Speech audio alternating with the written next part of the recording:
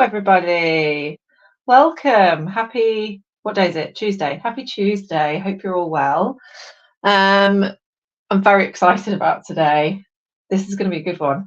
I thought it would be really nice to do something for the LGBTQ plus History Month.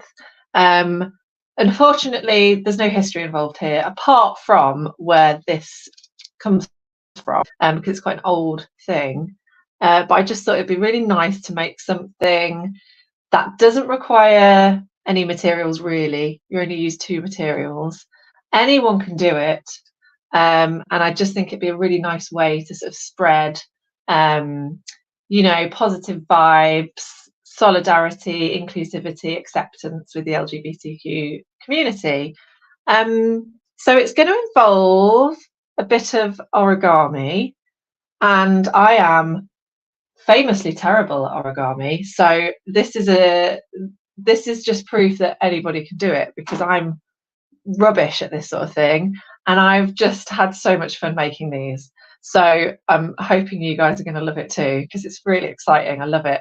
So I'm going to show you what we're doing. I'm being quite kind of secretive, I don't know why. So today we're going to make what is known as a Victorian either puzzle pocket or puzzle purse. So this is a small piece of origami that is mainly known from the Victorian times as a way to send sort of secret love notes and things like that. It's so exciting.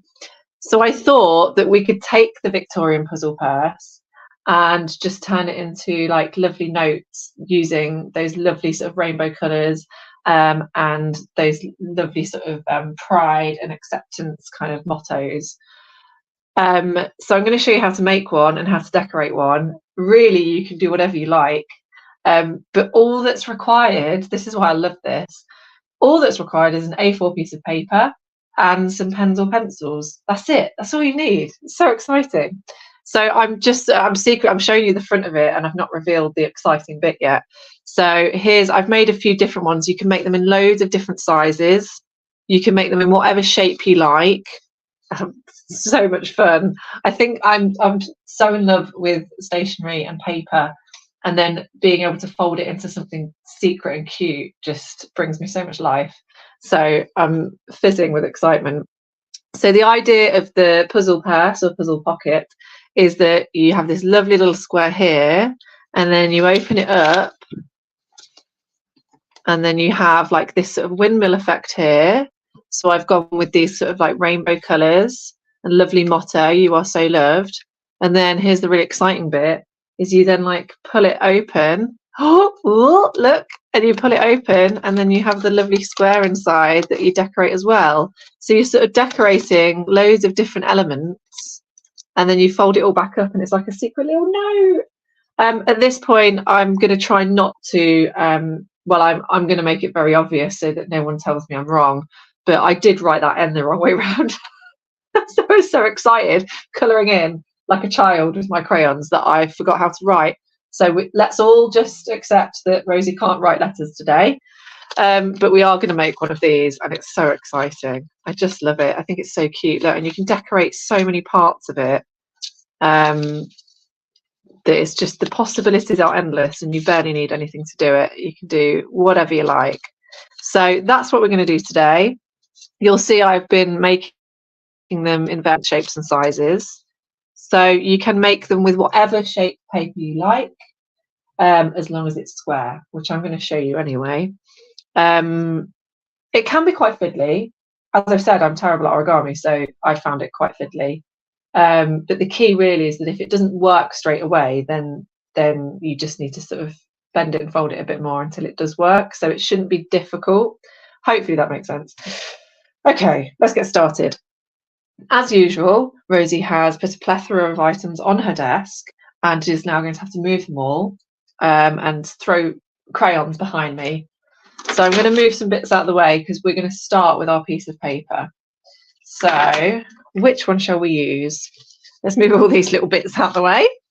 Oh, this is going to be so much fun. It's really easy, I promise. Promise. So what I've done is this piece of paper here with the lines on is all the fold marks so that you can see them more obviously, because when I fold them, they're just going to be fold marks, and I'm not sure if the camera's going to pick them up massively well. You'll see me doing it, so you'll be able to follow it.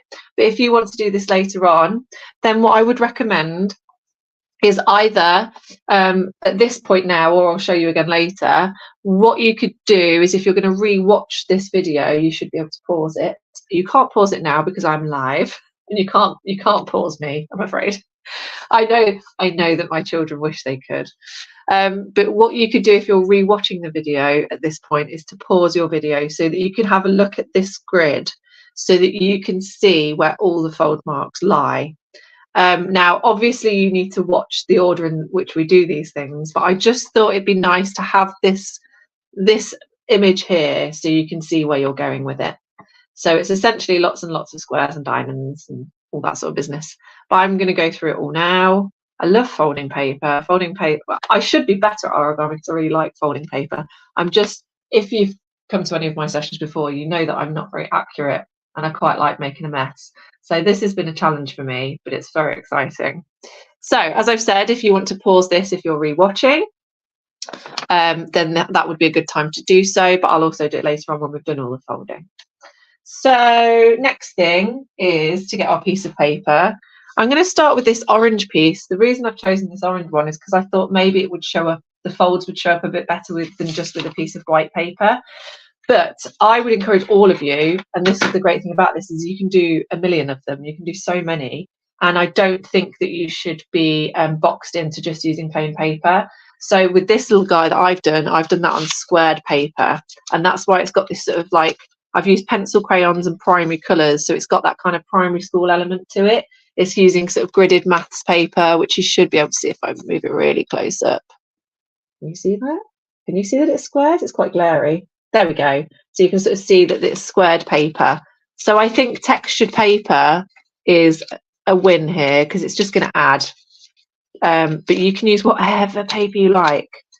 If you Google these, so many people are doing these on the internet. If you type in Victorian puzzle purse, people do really ornate ones. They'll do them with card and do like hand painted ones with watercolors. Please feel free to do that. We're not going to do that today. We're just going to use pens and pencils because I want this to be accessible to all people. You don't have to be a watercolor artist to do this. I am not one. So you can use whatever paper you like. So I've got some gridded paper here. This one is quite nice. This is one of these sort of like mathematical ones. It's also gridded, but it's got like a different grid system on it. They, I think, look really nice when you open them up. So you can see all the different sort of lines and areas. What else have we got? This one is very interesting. Now, you won't be able to get hold of this paper because this paper, so a few years ago, I asked my very elderly grandma if she had any spare paper. I wanted to write a list down. And she went, oh, yeah, I'll go and get some out of the paper cupboard. And she presented me with this absolutely stunning, sort of very old, yellowing, sort of lined paper. And it was from my grandpa's parents' stationery shop from before the war. So I have got a wodge of this that I use for very special occasions because it's the most beautiful paper in the world. So anything like that, if you've got like very old paper that you can use, then feel free. I think it all just looks beautiful. I seem to have, there we go. That's the hardest bit, is folding it back into that, which I will reveal later. So let's actually get folding. I'm going to stop ranting now. Let's actually do something. So the first thing that we need to do is turn our A4 piece of paper into a square. If you have square paper, great, you don't need to do this part, but we need it to be an exact square. So the first thing we're going to do is fold over the corner of our A4 paper, and we're going to fold it exactly. Now, the more exact you are with these folds, the easier it will be to make into the shape that you want. So you really need to find those corners and those edges and make them as straight as possible. So the reason we're folding this corner to corner is because this will give us the perfect square. I'm going to move the pencils out of the way at this point. We'll bring those back in. So that diagonal there, when you open it up, will create a perfect square when we cut this bit off. but we're going to leave it in this fold here so that we know where to fold this. So I'm going to turn it over, and then I'm going to fold upwards until I get exactly where the underneath of that triangle lies. And again, you want to sort of try and line it up here as well, so you know you're getting a nice straight line.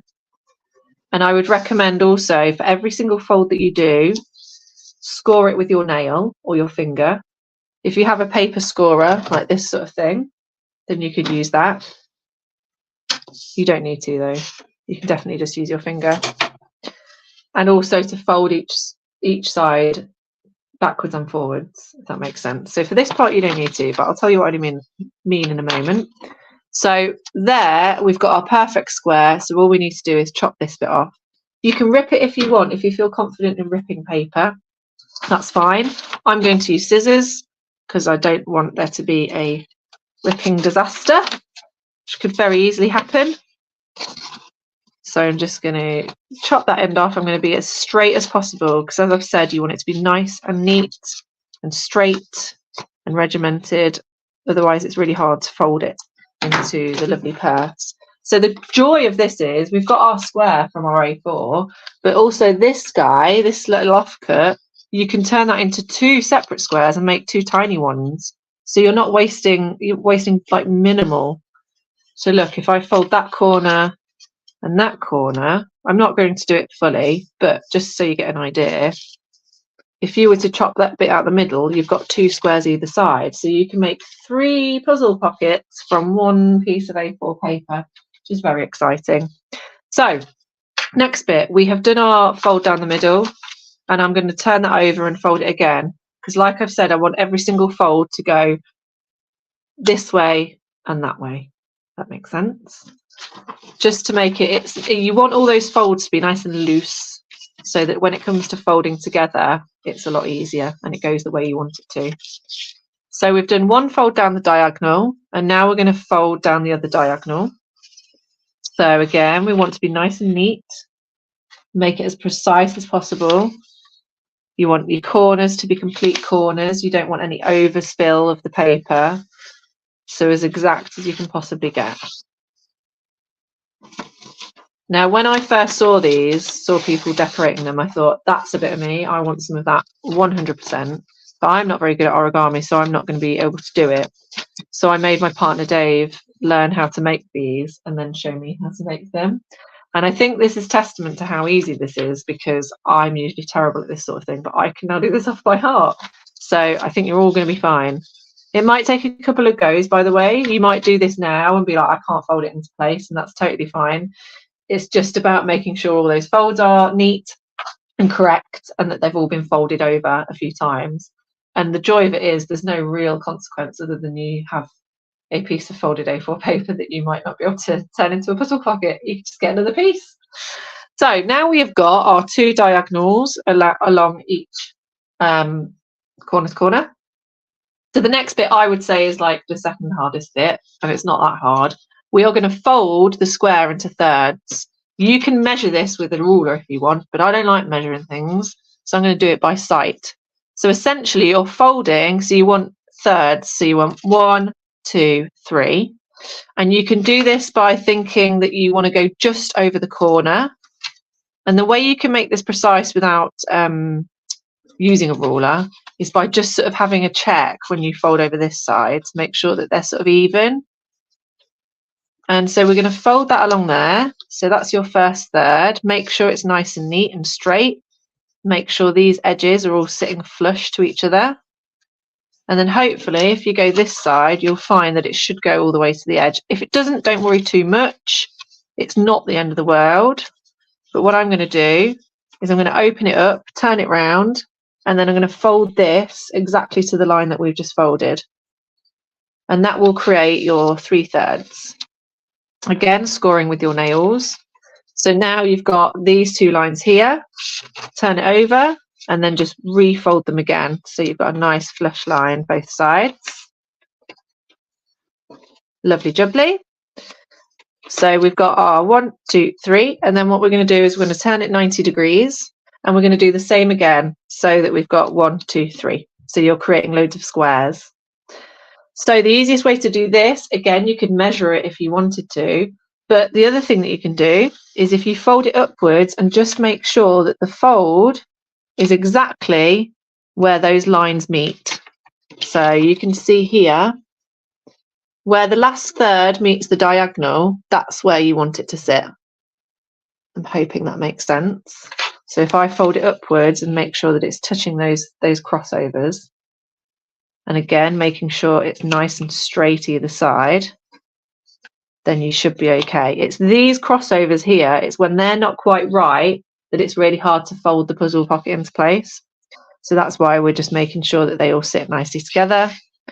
And then we're going to score with our nail, and we're going to turn it around 180, open that up, and then do the same again this side. So you're creating another 3/3. So we're going to fold it up to those joins again, so all those crossovers are nice and neat. And then we're going to score it with our nails. And then the same thing again, we're going to turn it over, and then we're going to rebend them the opposite direction, just so they've all got double bends. There's not much folding left to do, which is very exciting, isn't it? Okay, so now we've got our diagonal lines, and then we've got our 9 squares. So we're nearly done with the folding. So now what we're going to do is we're going to take each corner and fold it over to the top of the middle square. Hopefully that makes sense. So we're going to fold the first one all the way over to this corner here. Make sure this line is all nice and flush along here. Fold into place. Try and make sure any other lines that you can see crossing over all fit nicely. That seems okay to me. Score with the nail and then turn over and rebend. And then we're going to go around like that and do it 4 times. So we're going to turn around to this one. Bottom corner goes up to the top of the middle square. Make sure all the lines are flush and all the crossovers meet. And then fold that. Score with our nail. Turn over and bend the other side. So that's 2 done. So now we'll do the third one. Bottom corner goes up to the top of the middle square. Make sure everything's neat. Never thought I'd be teaching origami. I'm usually so bad at this sort of thing. But maybe I'm not. Maybe that's the point. Maybe the point is the things you think you're not that good at, actually, you can be quite good at. So last corner to top of the middle square. Make sure, I'm going to make sure this is all lined up. That wasn't quite lined up there. There we go. Score with the nail. Turn over. Bend this way. And that, my friends, is all of the folding done. So that's your folding finished. So at this point, I'm going to get that the one that I've drawn on with pen and show you again, so that if you're rewatching, you can pause it, just so that you can see those lines a bit more clearly. So that is what it's going to look like. So if you've correctly followed all the folds, then these are where your fold lines would be in place of the pen. So it's fairly simple. It's just lots of grids. And sort of you've got loads of crosses apart from these corners that aren't crossed over. And that's it. That's all the folding done. So now all we need to do is the hardest bit, which is to fold it into place. So this may not work. If it doesn't, don't worry. There are ways around it. But essentially, we're going to make this bit happen now. So we need to fold the whole square in such a way that it sits flat like this. And it's the fiddliest bit.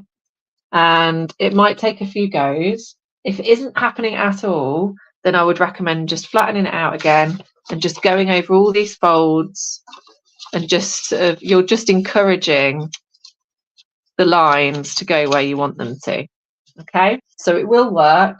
If it doesn't work, just make another one and be neater with your folds. is all I can say, because that's what I did. So what we're going to do is to create this. So if I open this one up, you'll see this sort of windmill effect is created by pinching these four corners. And that's essentially what we're going to do. And if I leave this here, you'll sort of be able to see how that happens. Now, moment of truth, let's see. Hi, Mary, you've come at a very scary moment. This is the hardest bit of the whole class. So what I would recommend is getting your diagonal corners like this and pinching underneath. So you're creating two sort of like wings, and pinch those together and then move around and pinch these two together. And the main point is to remember that this middle square needs to stay flat, because this middle square is what creates almost this sort of like box shape, yeah? So as long as you're pinching underneath all corners and you've got that lovely flat square in the middle, essentially what you're going to do is you're going to sort of twist it in one direction, because you want all of those wings to sort of bend. And you're sort of, I mean, I can't really give you any more information at this point other than you just sort of twist it until it works. And you might have to have a play, you know, it took me a few times. I'd turn it over a couple of times, do a few more folds. And it's one of those things where once you get it, you just get it. And I can't give you any more information other than just give it a try. As long as you've got those points and as long as you're twisting, something will happen. And at some point, if you're twisting, you've got to imagine that all these wings need to be going in the same direction. So you're sort of twisting in the same direction, and then it should just fall into place. It will take a bit of manipulating, but if it wants to go, it will go. And if it doesn't go, then you just perhaps need to try folding again. It might be that you need to go in the opposite direction. Can you see it's sort of trying its best, but it's not quite falling into place? So you're sort of like having a play, trying to make it fall into place. This one doesn't seem to be going at all, but I will persevere. And it might just be that if those folds haven't been quite neatly arranged, like if they're not as straight as you'd like them to be, or they might just need a bit of encouraging. So I'm going to go ahead and go back through the folds, score a few more of them with my nail, because it does want to go in the right direction. It just might need a bit of a little bit of encouraging. So I'm just going to go around all of these again. And in fact, I think this is very useful that this isn't like falling straight into place for me, because it's just giving you a realistic idea of, like, you know, the amount of wiggling you might need to do to get it into place. And I don't want you to think that if I get it first time that means that you failed at all. Clearly not, because I haven't got this down yet. So I'm going to try again. I've done some folding. I'm going to pinch you see what happened there? It's sort of slotted into place. And now it feels as though something might happen. There you go. Can you see that? That is the beginning of it working. Yeah? So again, it's really hard to sort of explain to you, but it just will fall into this place. And can you see my hands have sort of done a twisting motion, and it just happens. And that's it. Flatten it out. As soon as you see that, bang, done. You've finished. And there is your product, essentially. But as I said, like, it didn't work for me first time. I had to do quite a lot of twisting and fiddling. And as soon as I went back and refolded them and scored all those edges, it just encouraged it to go into the right place. So then once you flatten that into place, you can then go ahead and take each corner and fold it upwards to create your full puzzle purse. We're going to fold that into place. So when you fold this upwards, it doesn't matter which one you decide to fold upwards first, as long as once you've folded it upwards, the next windmill that goes up is on the longer side of the triangle, if that makes sense. So you don't want this one here. You want, if I hold this up, this might make more sense. You want the next windmill to be the one on the straight side of the triangle. Hopefully that makes sense. I think it would always be to the right, wouldn't it? I'm fairly confident, unless you've twisted it the wrong way. I don't want to say absolutely, because I'm left-handed and I might have twisted it a different way to everyone else. So I'm going to say it like this. We fold one of the windmills up, and then we take the straight line, and then that's the next one that goes up. And then we do the third one. And then for the fourth one comes up, but then it can be slotted under here, like so. And that is your puzzle pocket complete. How exciting is that? How much fun! Oh, I love it. So that's your puzzle pocket. You've got loads of different sides and loads of different elements, and now it's about decorating it. So we're going to decorate this, and we're going to be using lots of colours and rainbows for Pride Month. We're going to be putting lots of motivational messages and inspirational messages for the LGBT community. Now, there are loads of different ways of doing this. There are so many different ways of decorating these. It made my eyes water just looking at all the different ways you can do it. And it can get your head in a bit of a spin, because essentially it does involve a little bit of like some mathematics and geometry. So please don't feel like you have to do what all the fancy people are doing on the internet. It really doesn't have to be that difficult. I've tried to look into, well, I've personally been looking into ways that I could do it so that I could print them, so that I could pre-print them and do them on my iPad, and it's just hurt my brain. So it can be a lot, but we can do it as simply as we so wish. So I'm going to go back to this white one, or maybe I'll do a gridded one actually. I'll do a gridded one. So the reason why I'm saying it can get quite difficult is because there's so many layers that cross over each other that there's a million different sort of ways that you could decorate it. So for example, with this one, if you see the front of it, you've got these 4 elements here, which I have decorated. But what I've also done is when I open them up, it's the same, it's like the same design underneath these flaps, so that there wasn't a gap, if that makes sense. So you can, there's that, and then when you open up this bit, you've got these guys here, and you've got the back, and then you've got the great big bit that you open up. So there's a few different things that we can think about, and I'll show you the simplest way of doing it. The first being that these 4 triangles in the middle will be seen on the flat piece when it's completely open. So if I open this up, you will see these items are still there. So you've just got to think about where things sit and what you want people to see, how much of it, if there's going to be gaps, is there going to be crossover. But we'll do it the simplest possible way, because I think however you do it, it's going to look really impressive. Personally, I think it's great. So where's my, I'm going to use this one. So I'm going to use this gridded one, so it's got a little bit of texture. There we go. Now you can decide where to start, but I think personally the easiest place to start is the front. Now you can do patterns or just little icons. I think the easiest thing right now is just to do some very simple shapes. I think what I might do is I might bring the camera a little bit closer to the table. So apologies for the wobble that's going to happen right now. Oh, that was much smoother than I expected it to be, actually. I thought we were going to be all over the place. Okay, now you will see on the internet loads of different versions of these. Let me just get these ones. So you'll see people doing them on card, and you'll see them doing with like watercolor and things like that. And I think the problem that I've noticed making these is that if you use pen on paper, it can go through quite easily.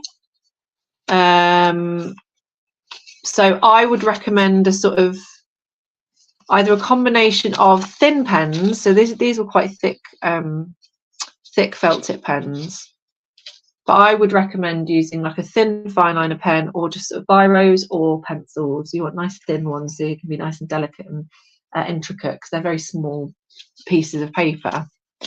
What have we got in here? What have I put in here? Let's have a look. Oh, love people.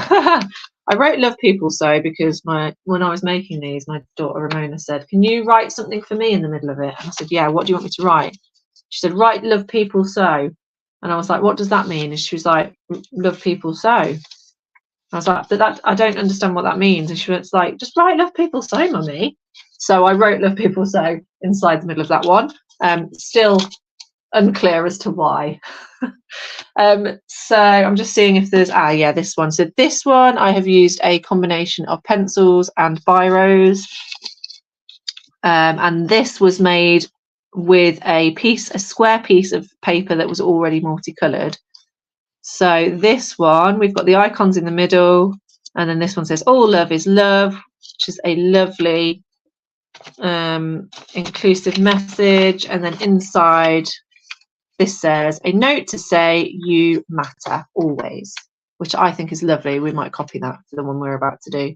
And then I've put loads of little illustrations in it. So this is why I think a textured paper works really well, because you have that added element of kind of colour and all that sort of stuff. So it means you don't have to do quite as much work as well, because this was already coloured in essentially. So you can buy, so this for example was a pad of tie-dyed squared paper, which I got from the range, and it was very cheap. I can't remember exactly how much it was, but it wasn't more than £2, and they're already squares, so you don't need to rip off the edge. So that's a good option if you can find yourself like a square pad of paper. Okay, let's start decorating. So we're going to do these triangles first, but we need to remember that if we're bothered about it, that there are the hidden triangles underneath. So I think what we might do, so I just liked this idea that either you could give this to somebody who's part of the LGBTQ community, or, I mean, I don't know how people feel about this, but you know, like people used to leave in like cafes and stuff, they would leave like painted rocks and stuff for someone to find, and it would sort of have a message on it that said, you know, if you find this, take it, and then pass it on, and it would be like a kind of like secret message that you could just leave. I just love the idea that you could leave this on the table of a cafe, and someone unassuming would find it and then open it, and it would just make their day, right? That was kind of the idea. I think that's why I like the idea of this, because of what they used to be used for. They were used for sort of secret love notes, and this is kind of a way of making it not secret, I suppose, right? Okay, so I think what we'll do is we could write a message on the front. Let's start with a message. So we could say, what should we write? We could write, what was the message inside this one? It was something about you mattering, right? And okay, we could do a note to say you matter. And yes, let's do that. Sorry, I'm trying to decide what I want from this. Okay. So we need to think about it being in four sections. I think we'll maybe do the writing on these triangles, and then when we open them up, we could just do a little picture on the other bit of triangle, maybe.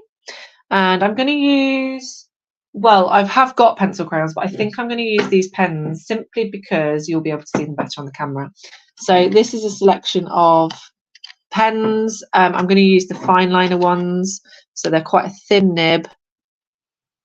Can you see how thin that nib is? You get the idea. It's a lovely fine liner.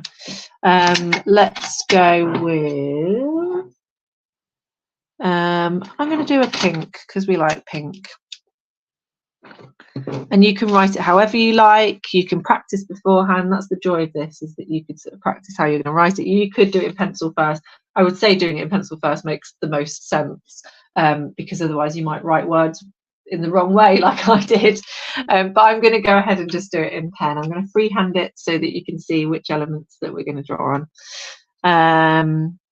So a note to say you matter. I think that's what we're going to do. So I'm going to do them in all different colours as well. So maybe I'll do this one in a sort of calligraphy style. And I mean, you can copy this as much as you want, but I encourage you to have an experiment and do it however you so wish. So we're going to go a note. I'm trying really hard to spell the letters right because I'd written one of those letters the wrong way round. Okay, so that says a note. Hopefully you can see that. I might go in a little bit closer, you know, because it's so tiny. There we go. Let's try that. So a note, and then I'm going to go in. Let me move my pens out the way so they're closer to me. And then I'm going to do a green. I mean, I'm just going to go crazy here. It doesn't matter really. A note to. Now, if you're thinking, wow, isn't Rosie's handwriting beautiful? That's because I do a lot of modern calligraphy. One of my first sessions with the Virtual Village Hall was calligraphy. I'm fairly sure they're all archived on Facebook. So if you go into the arts and crafts section, you might find my calligraphy session if you want to do it. You can learn how to write like this. I do a lot of calligraphy teaching. It's very fun, very therapeutic. A note to say, just adding those thick bits in because I'm not using a brush pen. And then I'm going to turn it around and then do you in a, what colour shall we do?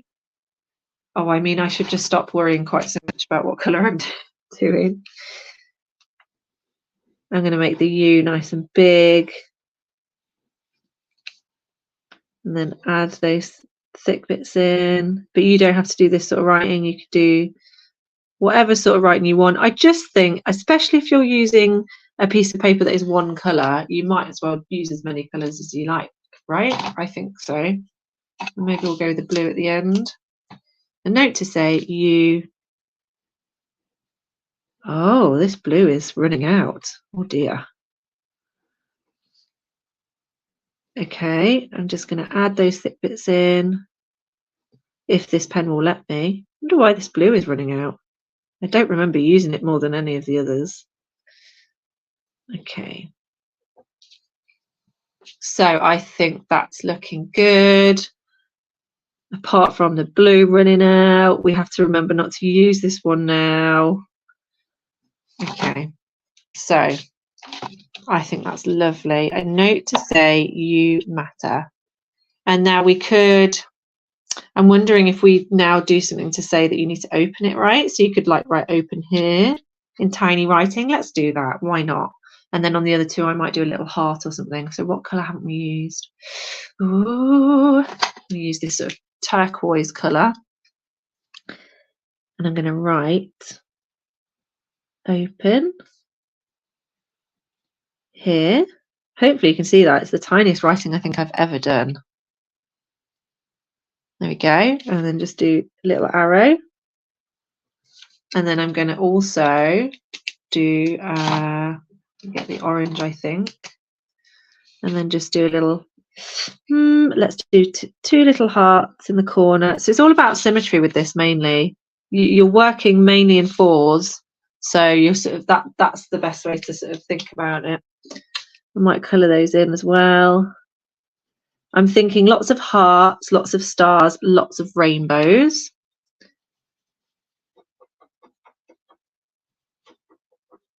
Okay, and then you might want to do some extra little bits and bobs. So what colour haven't you used yet? Let's use this light green. So you're just sort of filling the area really. And the reason we're doing it folded like this is so that we don't go over any of the folds that we don't want to. Okay, so now it will hopefully become clear as to why we do it like this. So there's your first section. However, if we open it up, you've now got a gap here. Now they're hidden most of the time, so you don't have to do those bits if you don't want to. Some people will do a picture that works over both areas. So you could do, I mean, my brain will not comprehend this at all, but if you were to do sort of half a heart, it would maybe make a full, if you did half a heart here, you would then get the other half here, but then you also get it here as well. So if you're quite good, if your brain is quite good at working things out mathematically, images, sort of mirrored images, go for your life. My brain doesn't work like that, so it's not able to do it. So this, I might just put a little pattern in it. So for example, if I get the red, as long as we're not going over this line, so we don't have any bits crossing over, you could literally just do anything at all. I'm going to do a little star shape, and I might do that on all of them just to make it a bit more uniform. So we've got this bit here. This red seems to be running out as well. Who's been using my pens without me realising? I would have hazarded a guess that it's probably my children. And then this one here. And like I said, you don't have to do this part because nobody sees it unless you're looking off on the other side. So if you see what I mean, we've got, this is now the center part of the pocket puzzle. So if I turn it over, you've got these bits here, and then there's your stars that we've just done, and you might do a bit on the back as well. And then, so we're now going to decorate these little windmill bits here. I quite like the idea of having a message, but then we have done a message on the front, haven't we? So I'm wondering if we could do, sorry about the wobble there. This camera is very close to my hand that every time I move it, it just goes bash. So if we open it up, I'm thinking maybe, I tell you what we're going to do. I think we'll do some rainbows. So we'll do 2 rainbows opposite each other, and then we'll write the word pride, just so we know, whoever's finding this knows that we are spreading the word of acceptance and solidarity with the LGBTQ+ community. Okay, so I'm going to go in with my, I think I'm going to use a thicker pen. I can't believe I'm saying this. And I'm just going to tilt back ever so slightly on the camera so that I don't keep bashing it. So I'm going to get, hopefully be able to see this, we get red, orange, yellow. I think we'll just do green and blue. And a blue. Thank you so much for everyone that's joined and has had to leave, but you can re-watch this. So this will be put on the Virtual Village Hall's sort of archiving thing, and you'll be able to re-watch it. So you'll be able to pause it as well, so you can take each step at its time.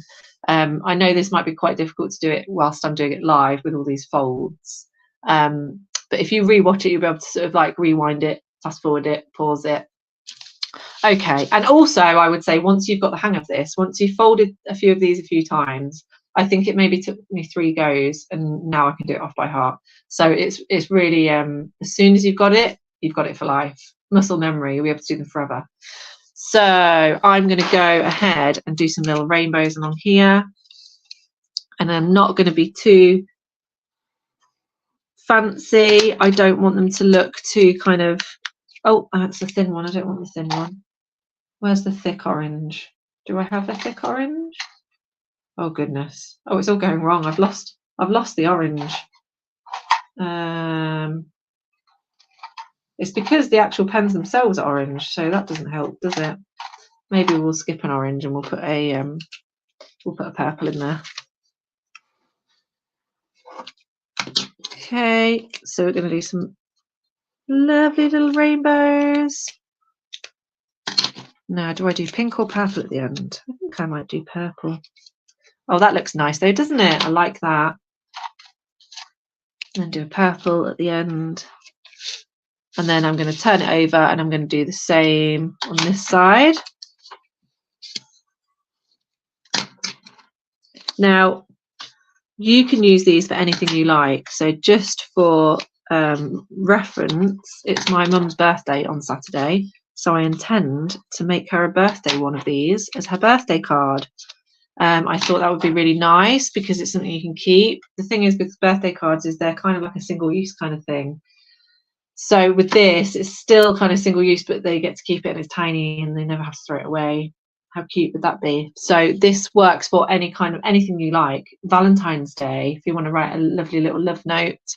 But I do love the idea of making these sort of pride-based whilst bashing my camera again. I'm going to write pride here. So P-R-I-D-E. Yeah, I've got the right amount of pens. I'm going to do it in rainbow order, I think. I'm going to fill this triangle. So you don't need to worry about these windmill triangles at all. They just need to be filled, and you don't need to worry about any kind of overlaps at all. They are what they are. There we go. That one says pride, and then I'm going to do the same again, but I'm going to go backwards. I'm going to go purple, and then blue, and then green, and then D, and then E. I feel like as well that maybe these little corners are calling out for a little something. So I'm going to get my pen. I really just wanted to use the pink pen. I think that's what it was. So I'm just going to add a heart in there. And in fact, I might colour that one in. So we can really just experiment with colours and pens. And I think the simpler the better, really. I just think they're adorable. Again, these are child friendly. There's absolutely no reason you can't do these with your kids. You might have to help them with the folding. Ramona, my 5-year-old daughter, did try to fold one of these with me whilst Dave was teaching me, and she lost interest on sort of the second fold. So you probably have to make it for them, but then they can decorate it however they wish, which is really exciting. Okay, so now we've got this centre bit here. So the centre bit's really important because the centre bit will also show on the inside square. So I found this out the hard way. I don't think I have the example with me because I probably threw it away out of anger. But when I first did one, I wrote a message over the middle one. So I wrote something like "You matter," and then when I opened it up, it was then sort of cut into 4 segments and spread all over the page. So the only thing I think, the only piece of important information when decorating these that I can give you, you can decorate them however you wish, and you can do every single side or just the sides that you see initially. But the only piece of information I would say is that when you do these center images, make them images and make them separate on each section. Because if you don't, when you pull this apart, they're going to get spread out and it might look a bit weird. So I think as long as they're pictures, you're good to go, or patterns, whatever you like. So at this point, what shall we do now, I wonder? Because I've done some lovely rainbows. I think we'll maybe do some like hearts and suns, I think. Right, I'm going to use some thin ones here. So I'm going to do a heart on this one. And I'm going to do a heart on this one. Like so. And then I think we'll do maybe like a lightning bolt or something would be cool. Like that, that's quite fun. I love this because it's just, you know, just do patterns. And then maybe we'll colour those, or maybe we'll give them faces, I'm not sure. Oh, I'm going, oh, this, I love doing this sort of thing because I can just sit and go, oh, maybe I'll do this, maybe I'll do this. What should I do next? I'm just going to do some lovely, like, I'm just going to do lovely shapes, I think. I'm going to do a couple of stars on these ones. And then maybe we'll do, get a blue here, maybe do some spirals.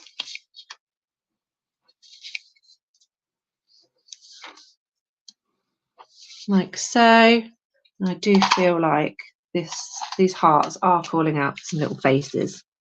So let's give them some little cute little faces. And then do that side.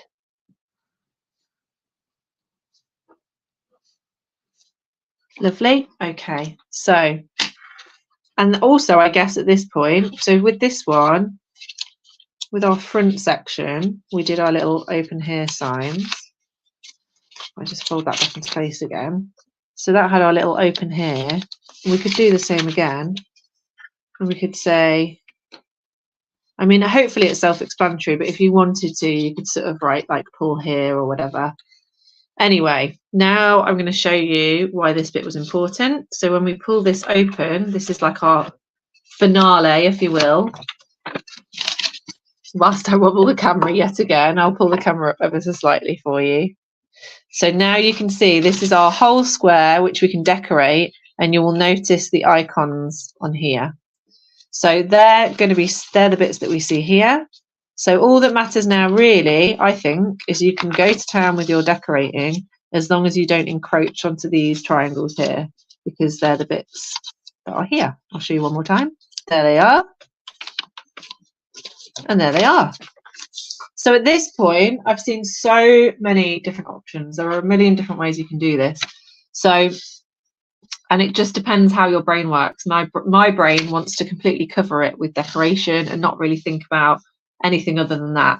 But I have noticed that there are a lot of different types on the internet, so you could look at them on the internet and take inspiration. Some people will mark it into squares. I've noticed a lot of people will do like you know, like a kind of uniform symmetrical pattern that runs along this square, this square, this square, and this square. And then in the middle, they might write a message. I've seen some lovely ones where they've used quotes from books and things like that. So if, for example, let's see if I can show you what I mean. So you might divide it up into 4 corners. So I'm going to do that now. I'm going to do 2 pink and 2 blue.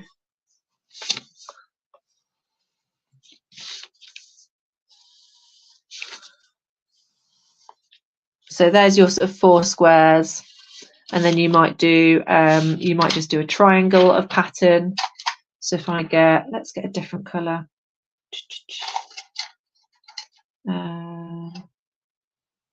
Maybe this green.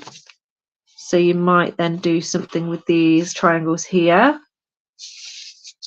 Now the reason I'm marking these out is because I'm then going to sort of use them to create patterns. And then I think the best bet is to do your message in the middle. But some people will have used the whole space to write their message. So you could, like, for example, if you're writing a love note, or if you're writing something quite personal to someone, then you can use all of this space to do your lovely writing. So there you've split it. So you can split it up however you want. As long as you don't touch these triangles, you're absolutely fine. So now what I'm going to do is I'm going to sort of decorate these bits, and I'm not going to take too much time on it. I'm just going to give you some idea of the sort of things you could do. So for this one, I'm going to do some little lines, and you don't have to be symmetrical if you don't like symmetry. Every single bit can be different, but a lot of people will make these kind of the same pattern. I suppose because you've sort of gridded it up already into squares and triangles, then why not? And you can be really neat with this. I've used quite thick pens here, but you can use really, really thin ones. You can use pencils. You can use watercolours if you're feeling like that's something you'd be interested in doing. The only thing I haven't tried with this is the ones that I've seen that are like super intricate, that have obviously been like very heavily watercoloured. I don't know if they are using a much thicker card. I think this would be quite hard to do with a thick card. So I would say if you're going to do it on card that you want to paint on, because I think if you were to paint on this paper, it would just sort of go through, then I think the thinner the better is probably the key, because I can't see how else it would work, to be honest. So I'm going to do some spirals and maybe some stars. So you're just doing whatever you feel comfortable with, really, whatever you like.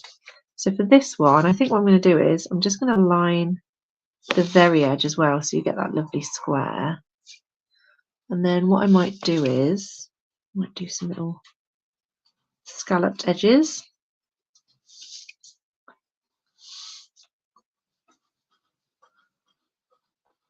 But you can see the possibilities are endless, because you don't have to divide it up like this.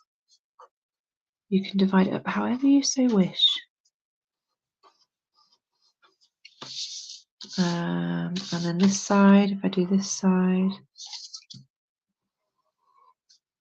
what time are we on? I know what will happen. I'll get carried away with these decorated, and you'll be like, guys, come on, time to go. Time to have your lunch, Rosie.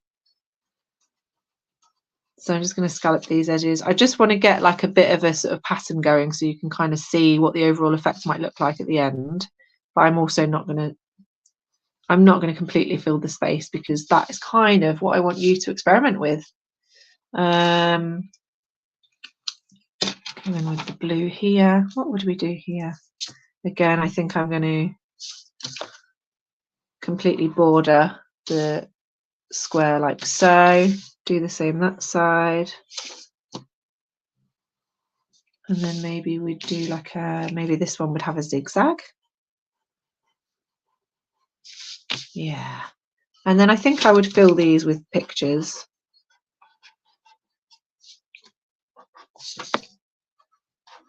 And then that's my tummy rumbling, if you can hear that. Even my tummy's like, Rosie, stop with the pocket puzzles. Stop folding paper. I love it. So much fun. Okay, I'm just going to do the zigzag here, and then I will finish by doing our a lovely bit of writing on the inside. Square. And then, okay, what colour haven't we used? We haven't used the purple. So I'm just going to go, all love is love. I'm going to do it in a nice calligraphy style.